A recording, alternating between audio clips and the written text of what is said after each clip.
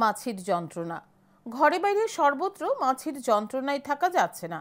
রোগে আক্রান্ত হচ্ছেন বয়স্ক ও শিশুরা। রান্না করা কিংবা খাবারে বসে যাচ্ছে মাছি, যখন তখন মুখের ভিতর ঢুকে যাচ্ছে। এক কথায় অবৈজ্ঞানিকভাবে তৈরি পোলট্রি ফার্মের দুর্গন্ধ ও মাছির যন্ত্রণায় অতিষ্ঠ লোকজন। ঘটনা বিশ্রামগঞ্জ থানার অন্তর্গত বরজলা গ্রাম পঞ্চায়েতের পশ্চিম বরজলা এলাকায়। জানা গেছে, শাসক দলীয় নেতা রতন দেবনাথের পোলট্রি ফার্মের দুর্গন্ধ ও মাছের উপদ্রবে বাড়িঘরে থাকতে পারছেন না গ্রামের মানুষ। হা করলে মুখে প্রবেশ করছে মাছি। বাড়িঘরে কোনো ধরনের অনুষ্ঠান করলে মাছের যন্ত্রণায় আত্মীয় স্বজনরা আসতে চায় না। অতিথি ইষ্টু কুটুম গ্রামের মানুষ কেউ আসে না নিমন্ত্রণে মাছের যন্ত্রণায়। অভিযোগ, ফার্মের মালিককে জানিয়েও কোনো সুরাহা হয়নি।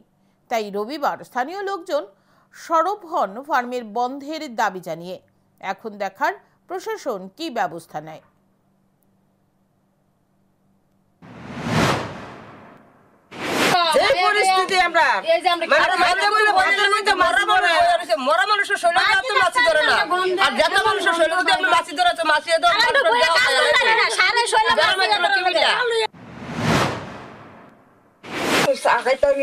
মাছি ডুবে মুখ তৈলে আমরা কেমনে কিভাবে আমরা বাঁচতাম?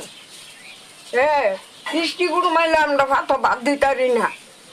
তৈলে মিষ্টি গুরু মাই কি কইরা আমার বাড়িতে রক্ষা করবো? তৈলে কেমনে আমরা বাঁচান?